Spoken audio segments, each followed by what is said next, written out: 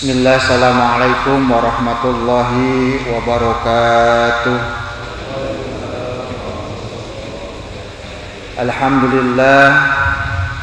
Alhamdulillahilladzi amarna li ayyatafakkara fi khalqillah wa la fi dzatillah, la haula wa la quwwata illa billah.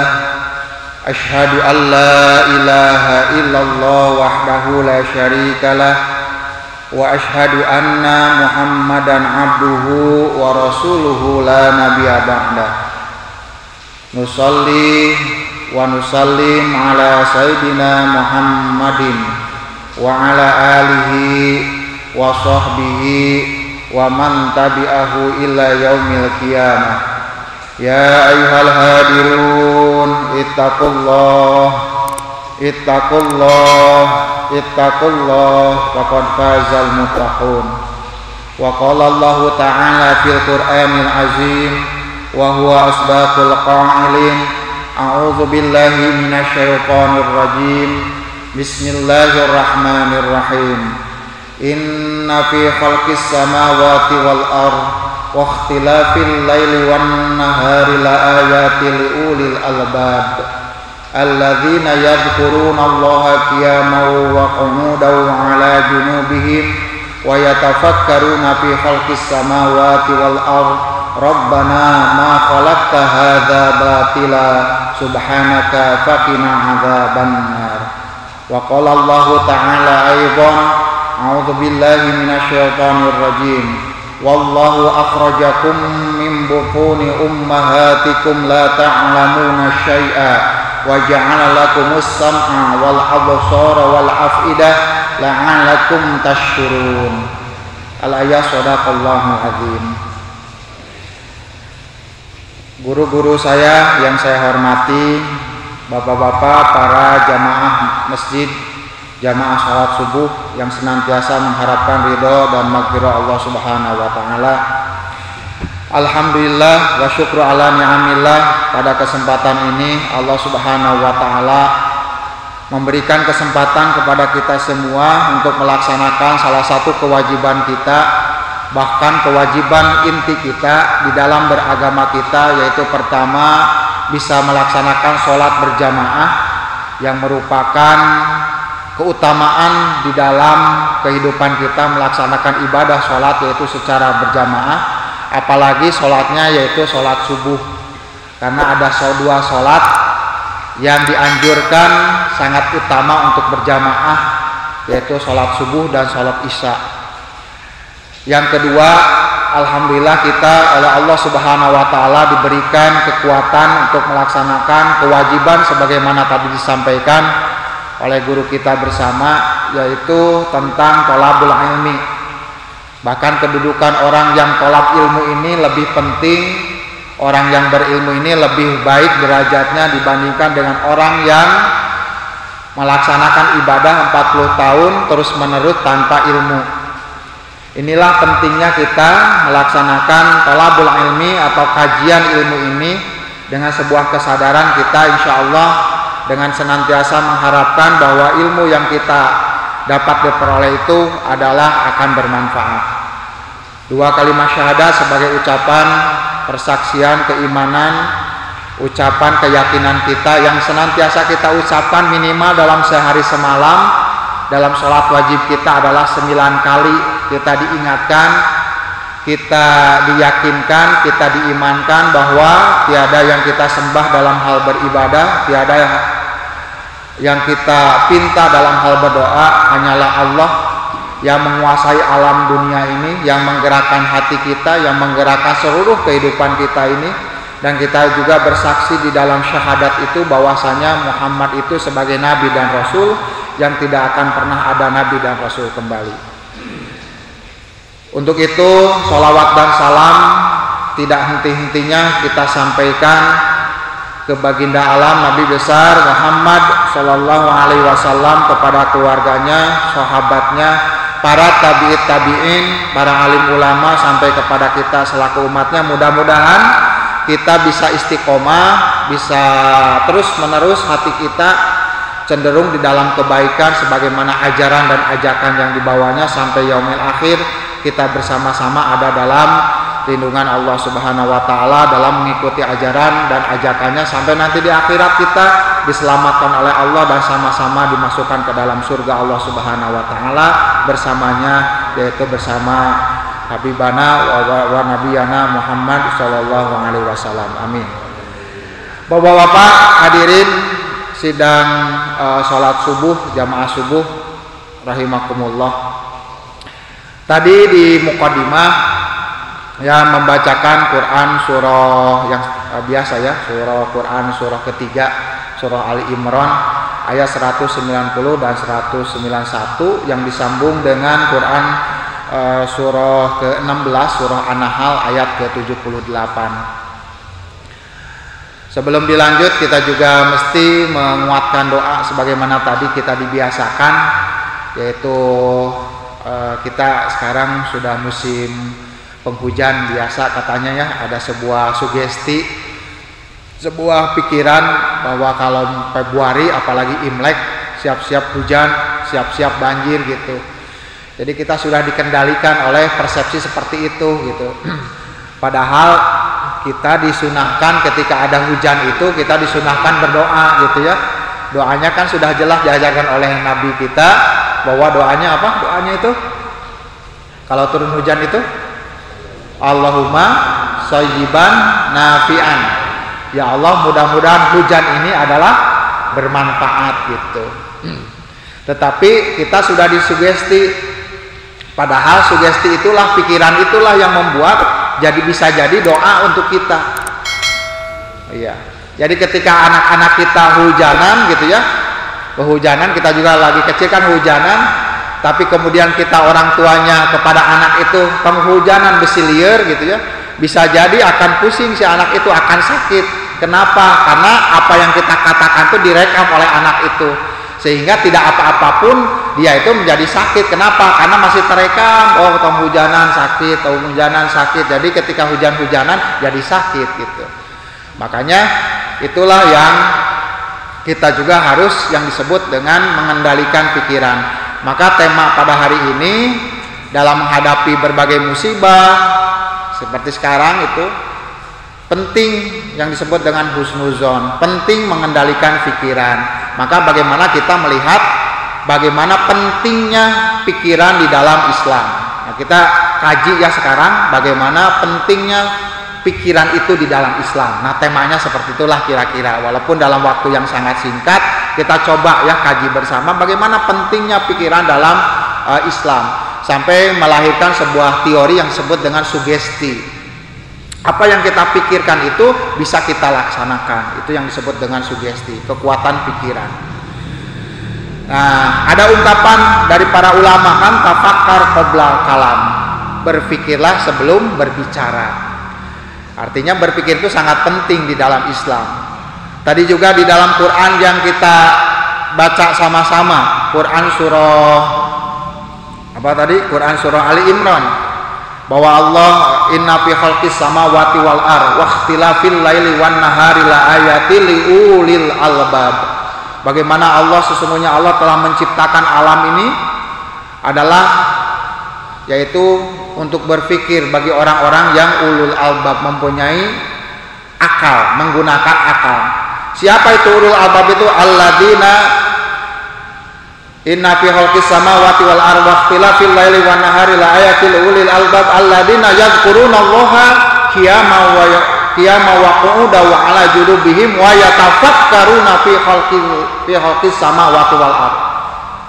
Rabbana ma khalaqta hadza batila subhanaka faqina adzabannar.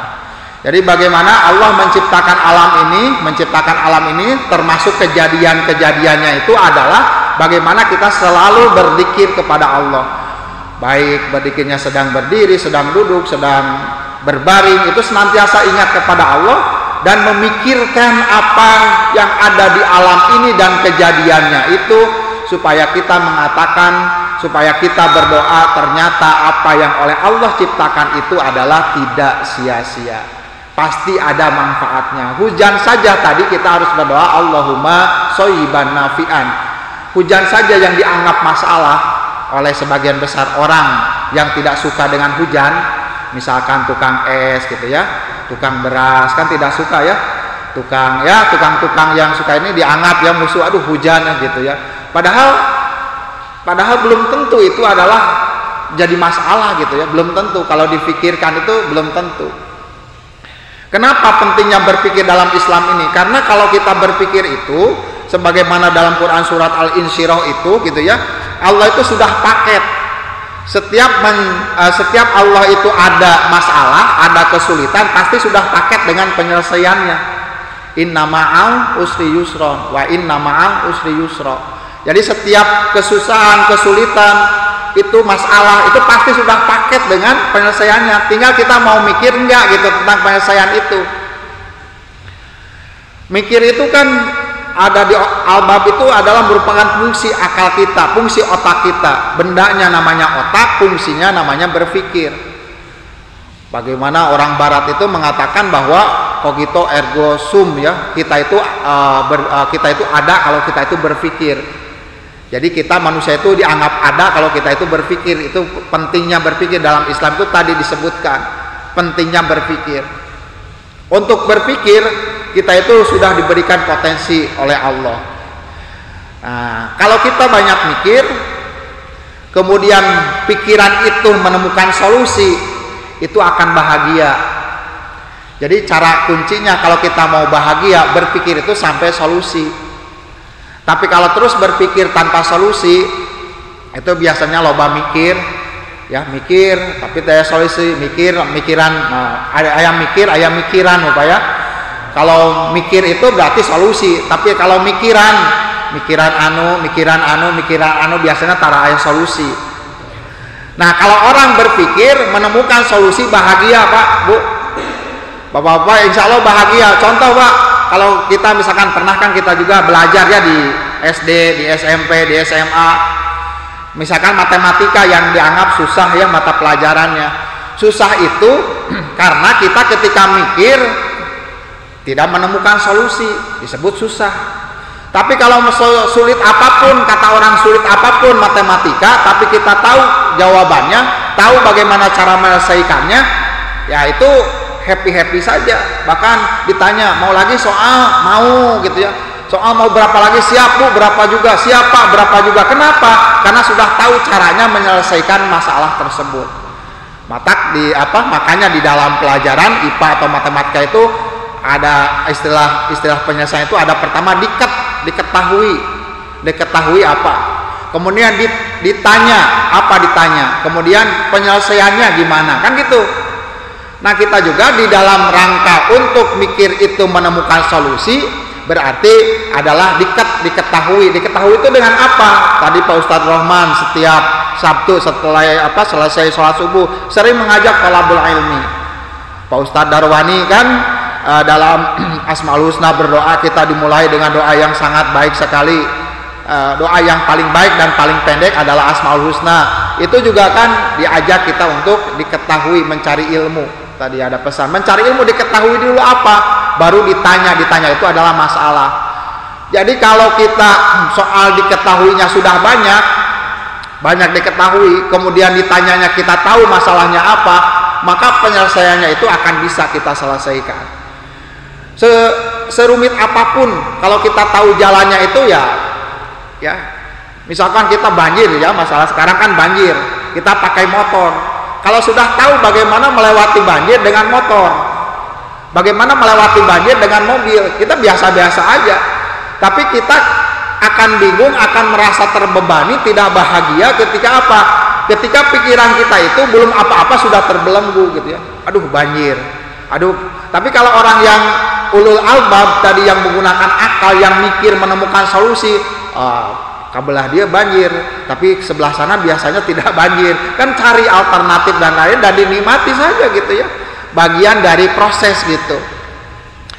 Itulah pentingnya berpikir. Makanya di dalam Islam itu berpikir itu ini yakilun, yatafakarun, yatadabarun gitu ya. Itu adalah bagaimana mengfungsikan akal kita. Makanya tadi dalam Quran surah An-Nahl ya, kita diingatkan oleh Allah, A'udzubillahi minasyaitonir rajim. Wallahu akhrajakum min butuni ummahatikum la ta'lamuna syai'a wa ja'ala lakumus sam'a wal absara wal af'idah la'allakum tashkurun.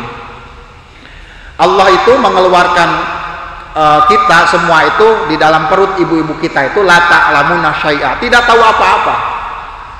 Kemudian Allah memberikan potensi syam'a wal absar wal af'idah, pendengaran, penglihatan, dan afidah, hati yang nanti hati akal untuk berpikir kita. La'allakum tashkurun, supaya kalian itu bersyukur, supaya kamu itu bersyukur. Apa bersyukur di dalam itu? Menggunakan akal kita, potensi penglihatan, pendengaran kita, hati kita, akal kita, pikiran kita, supaya hidup ini lebih mudah gitu. Seperti tadi ya gitu. Ada kendala banyak kan pendengaran kita apa? Oh ya, telepon kumaha sebelah sana. Atau misalkan kita lihat, oh di peta mana, di Google Map, misalkan sekarang kan gitu, kan itu mempermudah kita gitu ya. Jangan belum apa-apa, waduh gitu mengeluh, belum apa-apa mengeluh. Ya kalau mengeluh jadi beban. Tapi yang harus kita pikirkan apa jalan keluarnya, apa solusinya. Nah, agar berpikir kita itu bisa jernih, maka tadi itu syaratnya. Pertama, mendengarkan sesuatu informasi yang positif terus. Jadi ya, hal-hal yang positif kita dengarkan, tapi kalau yang negatif kita buang. Sebab apa? Semakin menumpuk informasi yang negatif, maka kita akan dipengaruhi oleh yang negatif tersebut. Tetapi semakin informasi yang kita terima itu positif, maka kita akan dipengaruhi oleh yang positif tadi. Jadi kalau ketika banjir gitu, ibu dan bapak, atau ketika ada masalah itu, jangan mendengarkan atau jangan meminta pendapat kepada orang nu akhirnya banjir, bahkan di mana oke mau bisa ke mana pokoknya mah banjir gitu ya. Nggak sesuai cicing, nggak sesuai sare di jalan gitu ya. Nah, itu nggak akan menambah beban. Tapi coba biasanya ada informasi dari seseorang itu yang membahagiakan. Alah gampang banjir mah, kieu we carana seperti gitu ya. Kalau motor sok gitu terus kebut kena gigi rendah, terus ditancap gas gitu ya, jangan berhenti gitu. Nyatina kalaupun mesinnya mati ya itu mah sudah takdir lah gitu ya. Tawakal we da usaha mah sudah kan gitu. Ya dinikmati saja berbagi itu. Kalau pikiran jalan itu enjoy saja, itu bahagia saja. Tapi kalau pikiran kita belum apa-apa, yang disebut dengan suudon itu ya, belum apa-apa, tapi harus ya husnudon, berpikir positif thinking. Ini pentingnya ya. Makanya ada ungkapan bagaimana pentingnya berpikir ini. Hati-hati dengan pikiran, karena pikiran itu akan melahirkan perkataan. Hati-hati dengan perkataan, karena perkataan itu akan melahirkan perbuatan. Hati-hati dengan perbuatan, karena perbuatan itu akan menjadi kebiasaan. Hati-hati dengan kebiasaan, karena kebiasaan itu akan menjadi karakter atau watak. Dan hati-hati dengan watak atau karakter, karena itu akan menjadi takdirmu, akan menjadi nasibmu. Itu kan semuanya berawal dari pikiran, berawal dari kalau dalam bahasa psikologi itu berawal dari alam bawah sadar kita, pikiran kita. Itu hati-hati ya pikiran itu. Bahkan di dalam Islam itu ada yang disebut dengan ghazwul fikri ya, perang pemikiran. Jadi kita itu dicocoki ya, kalau dalam bahasa Inggrisnya itu brainwash ya, cuci otak gitu ya. Doktrinisasi gitu, didoktrin kita itu. Dengan apa? Makanya sekarang banyak informasi tentang A, B, C, D, O gitu ya. Kalau kurang-kurangnya kita itu selektif itu, wah gitu ya, masuk ke dalam otak kita. Oh iya nggak bener terus kalau terus nonton tentang itu ya itu. Misalkan kalau bapak-bapak misalkan senang pada Ustadz A misalkan, terus Ustadz A yang diikuti. Ujung-ujungnya ibu bapak akan terpengaruh akan itu Ustadz A tersebut. Kalau Ustadz B terus gitu ya ini pikiran kita. Makanya kalau kita mah Ustadz A, Ustadz B, Ustadz C masuk aja gitu ya, terus aja gitu ditonton semuanya. Biar apa? Biar kita itu bisa moderat, biar kita itu bisa menimbang mana yang mana yang paling bisa memungkinkan kita amalkan. Semuanya benar, semuanya baik, tapi mana yang paling memungkinkan, paling kita yakini untuk diamalkan. Itu pentingnya bagaimana pikiran di dalam Islam. Nah, untuk lebih yakinnya bagaimana pentingnya pikiran di dalam Islam ini, ada sebuah hadis rawahu Ahmad di hadis yang ke ke berapa ini? Hadis rawahu Ahmad, hadis yang ke 896. Ini saya baca ini rawahu Muslim ya, Bukhari Muslim. Kalau di pentingnya tentang berpikir itu yang bahwa kita itu tidak akan ditaklif gitu ya, tidak akan ditaklif, tidak akan dibebani sebuah hukum ketika kita itu tidak ada pikiran di dalam jasad kita. Makanya di dalam lagu Indonesia Raya yang sering kita apa kalau mengikuti upacara kan ada lagu Indonesia Raya apa? Bangunlah gimana? Bangunlah jiwanya, bangunlah jiwanya, bangunlah raganya ya. Bangunlah jiwanya, bangunlah raganya gitu ya. Indonesia Raya, dalam Indonesia Raya bangunlah jiwanya, bangunlah raganya. Jadi jiwa dan raga gitu ya. Jadi fisik itu belum cukup ya. Ketika jiwa itu yang paling penting yaitu pikiran. Kan kita banyak yang kuat jiwanya gitu, tapi yang kuat raganya, badannya, jasmanianya, tapi ruhanianya tidak ada. Semacam yang oleh Allah dicoba orang yang mohon maaf ya, yang sakit ya, sakit jiwa misalkan. Orang yang sakit jiwa gitu ya, kuat fisiknya di luar Pak, tidak pakai baju gitu ya, kehujanan di tata ranjang, wengi-wengi Pak, malam-malam di luar kuat gitu.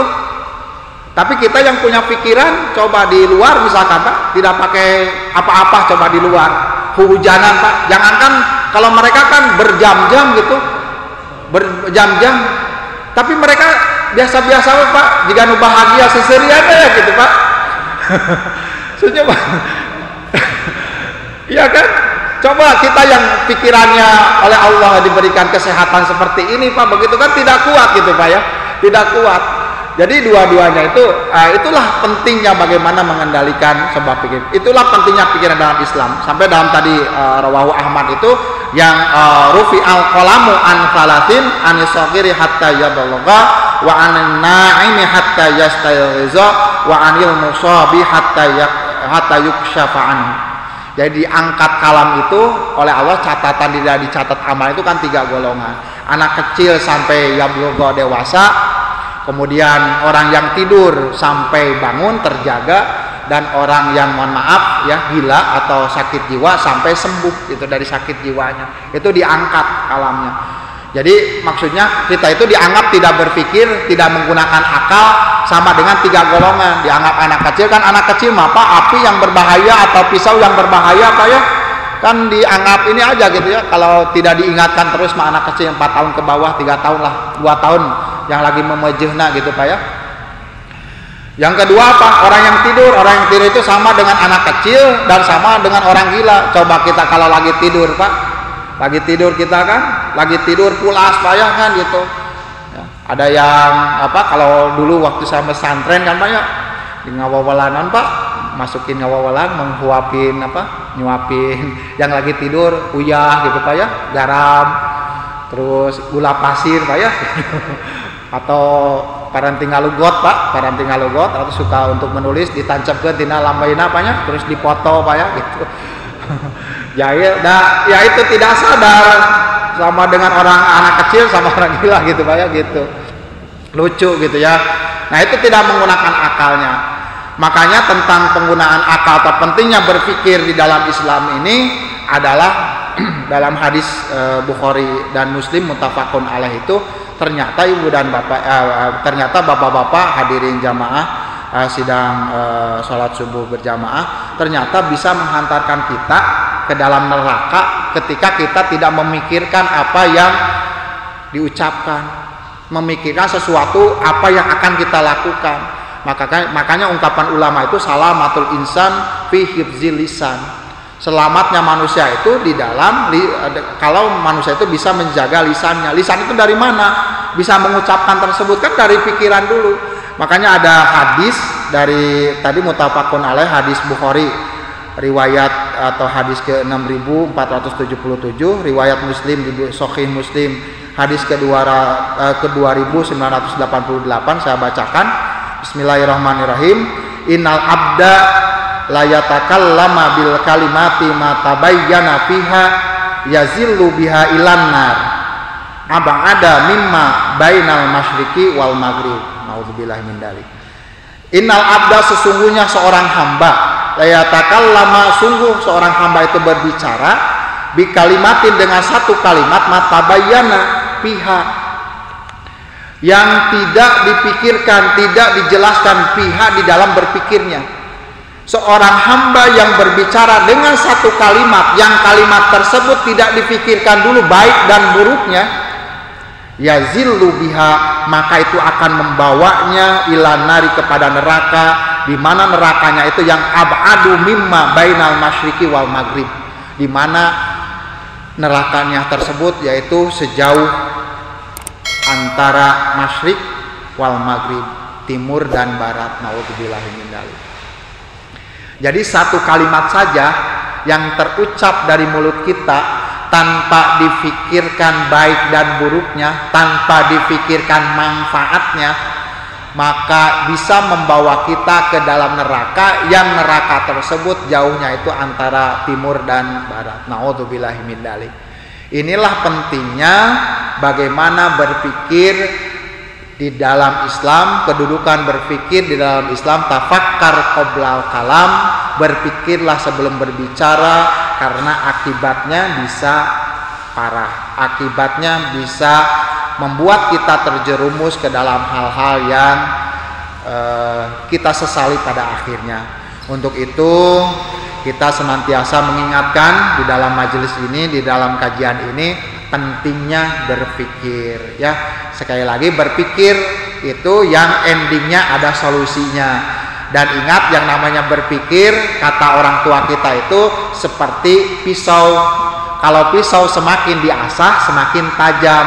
Sama dengan pikiran kita, semakin banyak berpikir akan semakin tajam. Tapi semakin pikiran ini, otak ini tidak digunakan, itu akan semakin tumpul dalam mencari solusi, ya. Makanya ada cerita ini, ya, ada anekdot. Otak yang paling mahal di dunia itu adalah otak orang Indonesia katanya. Kenapa? Karena otaknya masih orsinil, belum banyak digunakan, tidak banyak mikir. Yang paling mahal katanya orang Jepang dan lain-lain. Kalau sekarang mungkin orang Cina, ya, yang paling mahal, karena orang Cina itu kan luar biasa. Orang India, orang Cina sekarang itu luar biasa. Apapun bisa diinikan oleh orang Cina itu, ya. Imitasi, membuat apa-apa bisa, ya. Membuat apa-apa bisa gitu, ya, sekarang. Mungkin dulu orang Jepang katanya, ya, yang paling murah otaknya. Yang paling murah itu otaknya orang Jepang. Kenapa? Karena otaknya sudah banyak digunakan sehingga murah gitu. Tapi kalau otak orang Indonesia katanya masih orsinil, ya, sehingga mahal harganya, tidak banyak mikir. Itu anekdot, anekdot. Untuk itu saya mengajak, mari, karena dengan berpikir ini kita bisa mendapatkan solusi. Kalau kita mendapatkan solusi, insya Allah bahagia.